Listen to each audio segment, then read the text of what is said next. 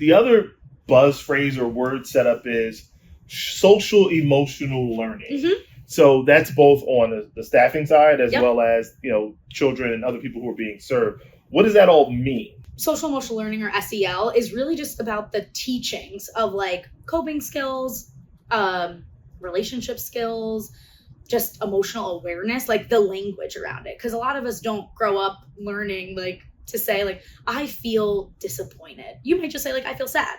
And there's layers to emotions that I think a lot of people don't realize, especially that two emotions can exist at once. Right. And that you can be mad and happy at the same time, or you could be grieving and happy at the same time. Hold on. Go ahead. You can be mad and happy at the same time. Yeah. You can be grieving and happy at the same time. Yeah. So let's dig into that a little bit, because that right, most people would hear that and go, that makes absolutely no sense whatsoever. So how does that actually play out when you're talking to someone about that and kind of making them make sense of it? Well, depends on the person. I think an easier way to And that would be trauma-informed care. Exactly. Depends on the person. So it's really right. Everyone is different. Personally centered. I think a lot of the times I hear staff being like, well, I want to treat all my kids fairly and the same.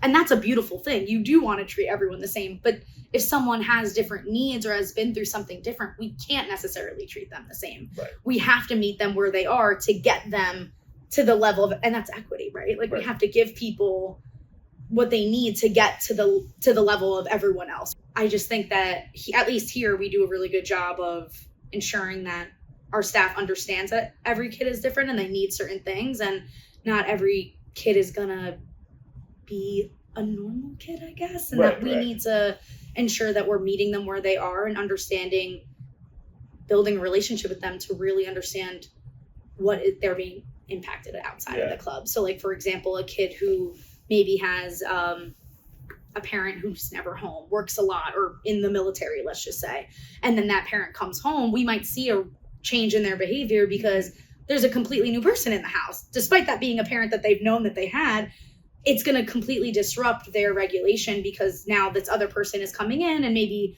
child and mom, if that was the person who was home, had a routine, and then dad comes back and kind of impacts the whole thing. And then now this child is now dysregulated. So then we have to understand, then we have this kid come to the club and they're dysregulated here. And we're like, what happened? Little Johnny was fine last week. Right. And then we find out a parent is back in the home, or maybe a sibling is back from college, or whatever the case may be. And it's disrupted the whole thing. Yeah. So I think it's having those understandings of, okay, these things happen, behaviors change or emotions change.